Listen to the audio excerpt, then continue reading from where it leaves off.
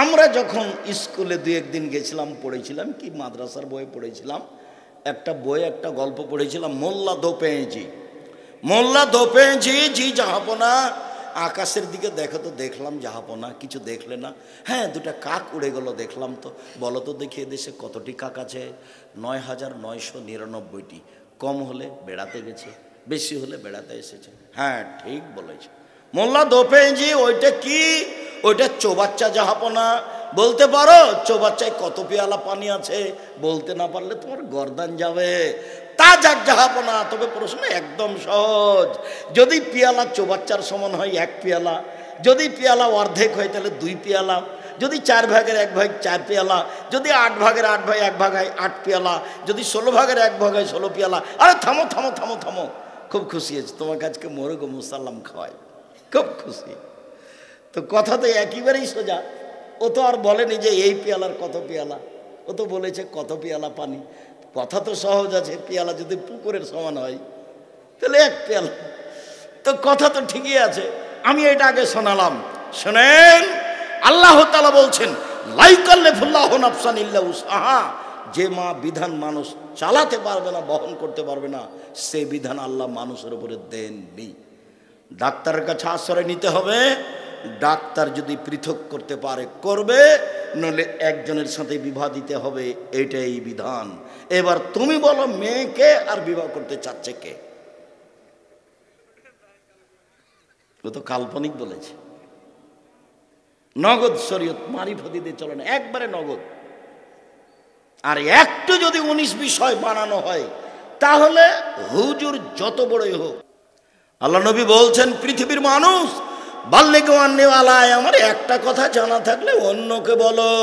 ও হাদিসান বানি ইসরাইল হারাজ, বানি ইসরাইলের কাহিনী বলো, কোনো দোষ নেই। মান কাযাবা আলাইহি মুতাআম্মিদান ফালিয়াতাবাও মাকাদাহু মিনান নার। কেউ যদি কোনো কথা আমার নামে বলে, যেই কথা আমি বলিনি, কেউ যদি কোনো কথা আমার নামে বলে, সেই কথা যদি আমার না হয়, তাহলে তার থাকার জায়গায় জাহান্নাম। জুব্বা যত বড়ই হোক, পাগড়ি যত বড় হোক, রক্ষা করার তাকে কোনো পথ নেই। যেটা মুখ দিয়ে বের করছে সেটা নবীর হতে হবে, যেটা কলমে লিখছে সেটা নবীর হতে হবে। অবাক হলেও সত্য, 90 সাল থেকে দেখাচ্ছি, নবীর কথা নয়, অবাক হতে হয় আপনাকে। 1 পৃষ্ঠা মানুষের বানানো দোয়া, যেটা আপনাকে আমি 90 সাল থেকে দেখে আসছি। এই পৃষ্ঠাতে আছে 3 লাইন, দোয়া খাতমিল কোরআন, মানুষের বানানো। পরের পৃষ্ঠায় আছে 1 পৃষ্ঠা, একবার দোয়া ও খাতমিল কোরআন 1 পৃষ্ঠা। দীর্ঘ 30-32 বছর থেকে বলছি, কিয়ামত পর্যন্ত সময় থাকলে এটা মানুষের বানানো দোয়া, রাসূলের নয়। কেউ যদি কোনো কথা আমার নামে বলে, সেই কথা যদি আমার না হয়, তাহলে তার থাকার জায়গায় জাহান্নাম। হুজুর যত বড়ই হোক তাতে আসে যায় না। বইয়ের হেডলাইন, বইয়ে হেডলাইন আছে অবিবাহিত ছেলে মেয়ের পড়া নিষেধ। তো যে দেখে সেই পড়ে, যে দেখে সেই পড়ে। কিরে এখানে কি লেখা আছে? তা আমিও পড়ে দেখলাম, তখন আমি বিবাসাদি করেছি, মানে ওনার কথা অনুপাতে ঠিক আছে। এইবার হেডলাইনের পরে পড়ে দেখি, ভরা পেটে স্ত্রী হলে ছেলে ভ্যাংচা হয়, সফরের পূর্বে স্ত্রী মিলন হলে ছেলে টেরা হয়, চন্দ্র সূর্য গ্রহণের সময় স্ত্রী মিলন হলে ছেলে কানা হয়। শুরু থেকে শেষ পর্যন্ত একটা বাক্য সত্য নয়, সবই মিথ্যা। শুধু তাই নয়, পুরো আলোচনাটা কোরআনের বিরোধী। কোরআন মাজিদে আল্লাহ বলছেন নিসাউকুম হারসুল লাকুম ফাতু হারসাকুম আন্না শি'তুম। তোমাদের স্ত্রী তোমাদের ক্ষেত, তোমাদের জমি, তোমরা তোমাদের স্ত্রীদের নিকটে আসো তোমাদের ইচ্ছে মতো। ভরা পেটেই কি, আর সফরের পূর্বেই কি, আর চন্দ্র সূর্য গ্রহণ লাগলেই কি আর না লাগলেই কি। এসব বইয়ের যখন লেখা দেখি তখন আমার পুঁথির গান বলে মনে হয়। আমরা পল্লী অঞ্চলের মানুষ, আমাদের গ্রামে যারা বাংলা পড়তো তখন ওই খুলিতে গরমের দিনে বাড়ির সামনে, বাড়ির চত্বরে ওই জোর করে চিৎকার করে পুঁথির গান পড়তো, পুঁথির বই পড়তো। তাতে লেখা থাকতো মাঝে মধ্যে, 6 মাসের রাস্তা মর্দ 6 দিনে গেল, ঘোড়ায় চড়িয়া মর্দ হাঁটিয়া চলিল। এটা হলো পুঁথির গানের কথা, পুঁথির বইয়ের কথা। বক্তার বক্তৃতা এরকমই। ফাতেমা কান্দিয়া কয় আজ বুঝি হুসাইন কারবালাতে শহীদ হয়। ফাতেমা কান্দিয়া কয় আজ বুঝি হুসাইন কারবালাতে শহীদ হয়। ফাতেমা কান্দিয়া কয় আজ বুঝি হুসাইন কারবালাতে শহীদ হয়। যেদিন হুসাইন ইরাকের মাটিতে কারবালার মাঠে শহীদ হন, তার ৪৯ বছর আগে ফাতেমা রাদিয়াল্লাহু তাআলা মারা গেছেন। তিনি কি করে কাঁদবেন? এটা হয় কি করে? ওইটা যেমন এই হুজুরের বক্তব্য, তেমন কোরআন মাজিদের গায়ে মিথ্যা কথা লিখে দেওয়া আছে দোয়াতে। কত সাহস! কোরআন মাজিদের গায়ে লিখে দেওয়া আছে আল্লাহু আকবার বলার পূর্বে কোনো কথা চলবে না, বিসমিল্লাহ নেই এখানে, আল্লাহু আকবার। আব্দুর রহিম যখন বক্তব্য দিচ্ছিল আমি অবাক হয়ে শুনছিলাম, ব্যতিক্রম আলোচনা।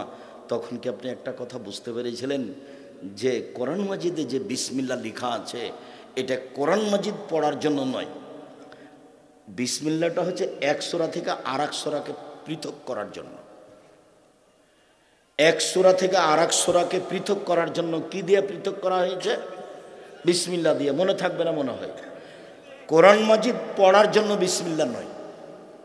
এই জন্য সূরার প্রথমে পড়লে আগে আউযুবিল্লাহ তারপরে বিসমিল্লাহ। কেন?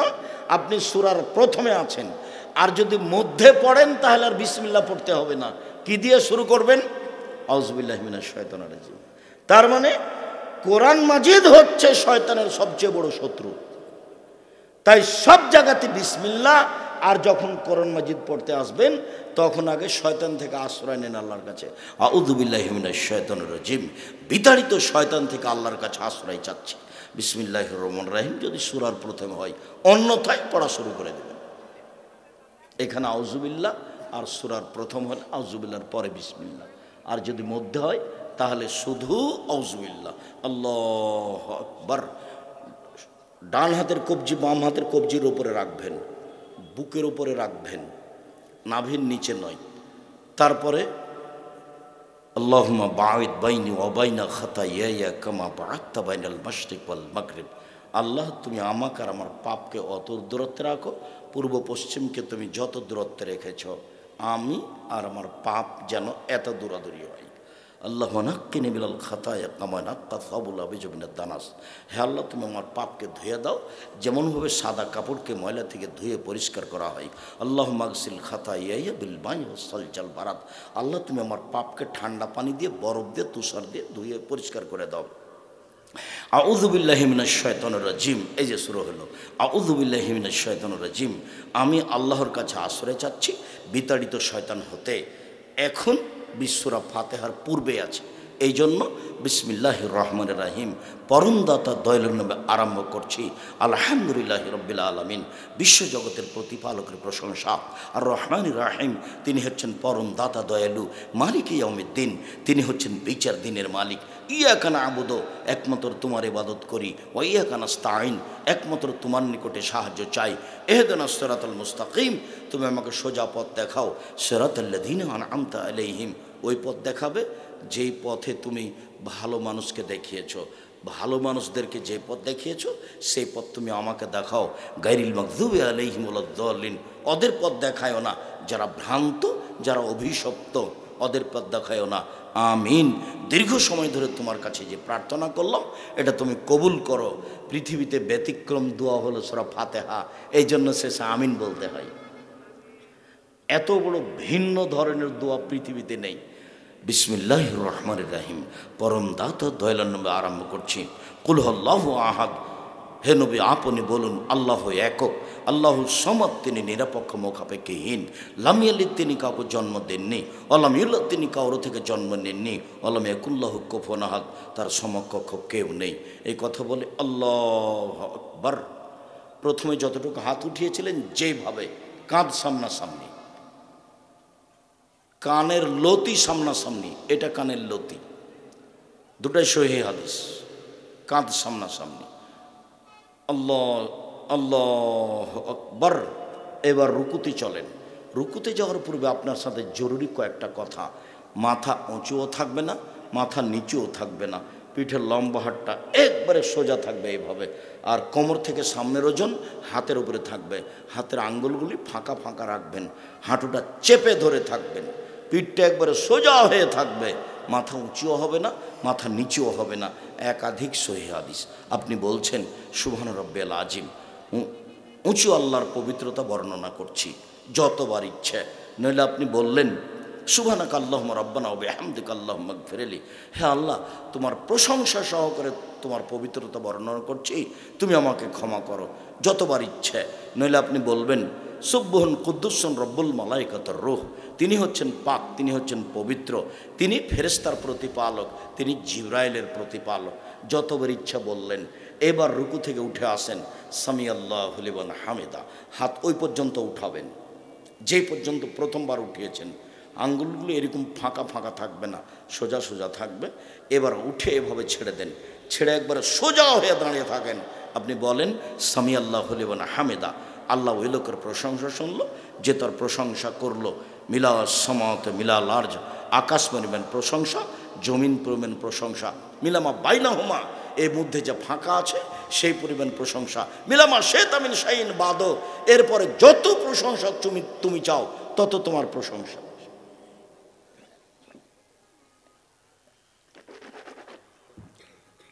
সম্মানিত দিনী ভাই বোন, এরপরে চলেন যাই সিজদায়। সিজদায় যাওয়ার পূর্বে আপনার সাথে কয়েকটি কথা। আল্লাহ রসুল বলছেন অমৃত নাজদুল্লাহ সাবাতে আজম, আমাকে 7 হাড়ের উপরে সিজদা করতে বলা হয়েছে। নাক কপাল এক, কোনটা আগে যাবে কোনটা পরে যাবে এ বিবেচনা নেই, বাস দুটাই মাটিতে লেগে থাকবে। 1, 2 হাত এ হলো 3, 2 হাঁটু এ হলো 5, 2 পায়ের বৃদ্ধাঙ্গুল এ হলো 7, আর 2 পা তখন এইভাবে জমা থাকবে।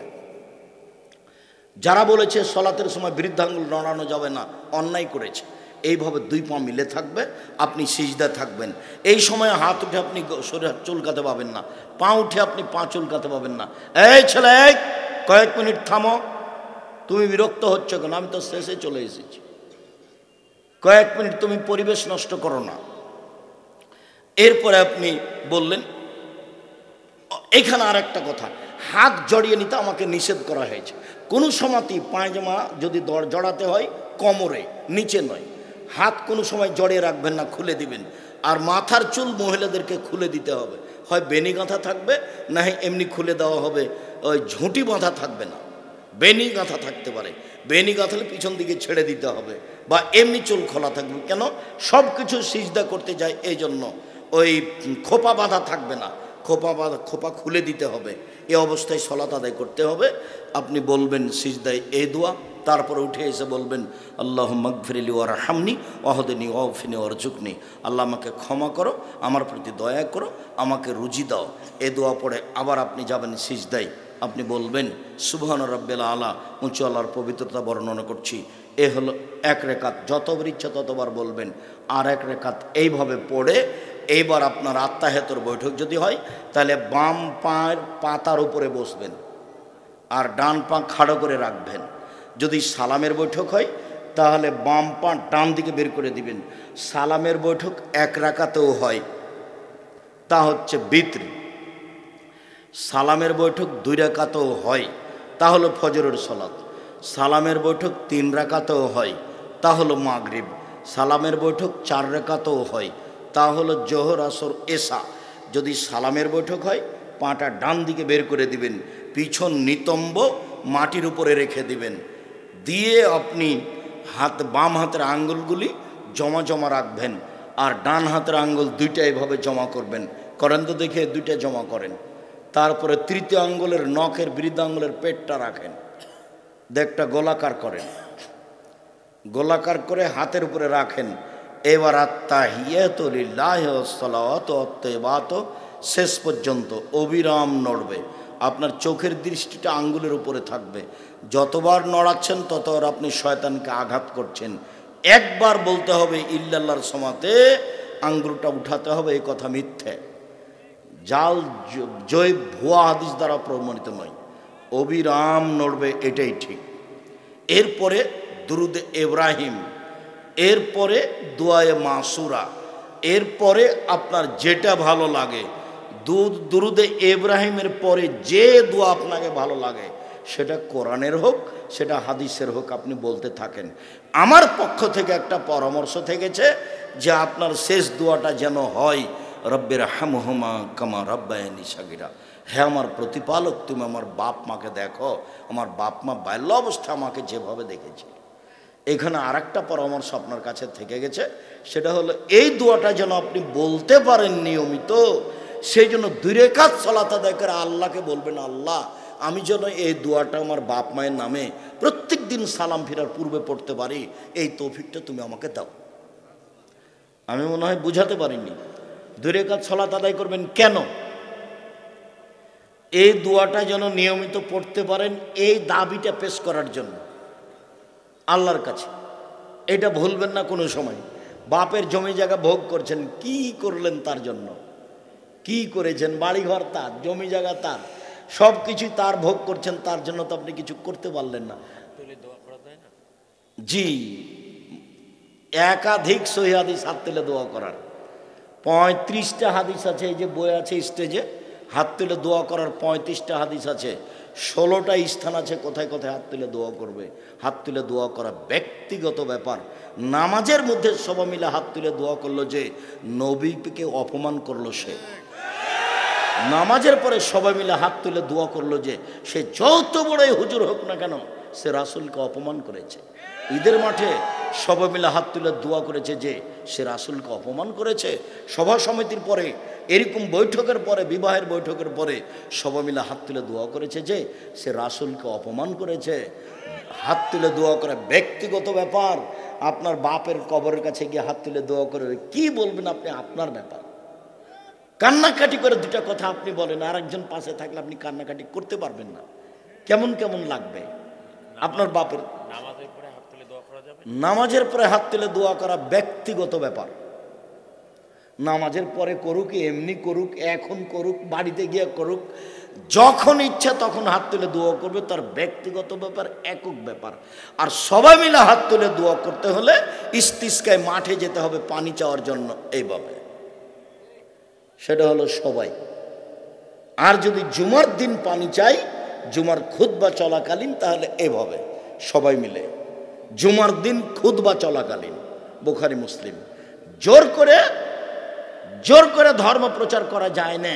এগুলো 30 বছর আগে বলতাম, এখন বলা প্রয়োজন মনে করি না। এখনো যদি কেউ দুঃসাহস দেখিয়ে থাকে, আমি মনে করব এটা তার হঠকারিতা, এটা তার মূর্খামি, এটা তার নির্বুদ্ধিতার পরিচয়। সে আসলেই বুদ্ধিমান নয়, সে বিবেচনা করা জানে না, বিবেচনা বুঝে না। ধর্মের দাম দেওয়া তো বহু দূরের কথা। কোন সাহস আপনি করেন? দীর্ঘ 90 সাল থেকে জাতির সামনে আছি, চোখ দেখে চলে যাওয়ার মতো কেউ দুঃসাহস রাখে না। 90 সাল থেকে আছি, বলেছি 7 দিনের দিন আকিকা দিতে হবে, 14 দিনে চলে না, 21 দিনে চলে না, জীবনে একদিন চলে না। এটাই চূড়ান্ত সিদ্ধান্ত, 7 দিনের দিনই আকিকা দিতে হবে। ডাক্তার শতবার নিষেধ করলেও 7 দিনের দিনই বাচ্চার মাথা নেড়ে করতে হবে। 7 দিনের দিনই ছাগল জবাই করতে হবে। কানা হোক, ন্যাংড়া হোক, খোড়া হোক, 2 টাকার হোক, 10 টাকার হোক, 7 দিনের দিনই তার বাপকে আকিকা দিতে হবে। চাঁপাইনবাবগঞ্জের ভাষাতে ও তো দিবে, ওর বাপকে আকিকা দিতে হবে। আকিকার সাথে কুরবানির কোনো সম্পর্ক নাই। কুরবানি হলো দামি জিনিস। কুরবানি বাজারে কিনতে গেছে, চোখ দেখো রে কানা আছে নাকি, কান দেখো রে কাটা আছে নাকি, পা দেখো রে পা ঠিক আছে নাকি, দেখো রে মোটা তাজা নাকি। ওটা হলো নেকির ব্যাপার। কুরবানি কিসের ব্যাপার? ওটা নেকির ব্যাপার, সুন্দর হতে হবে। আর আকিকা কিসের ব্যাপার? জিম্মেদারি। যখন দরুদ হয়ে গেল, বাপের জন্য মায়ের জন্য দোয়া, আসসালামু আলাইকুম রহমতুল্লাহ, আসসালামু আলাইকুম রহমতুল্লাহ। বাকি পরে হলো জিকির, অন্তত আয়াতুল কুরসি। আমি আপাতত আজকের মতো এ পর্যন্ত বলে, স্টেজে যে বইগুলি আছে, আবদুল্লাহর বই লেখা আছে, মিন্নাতুল বারি,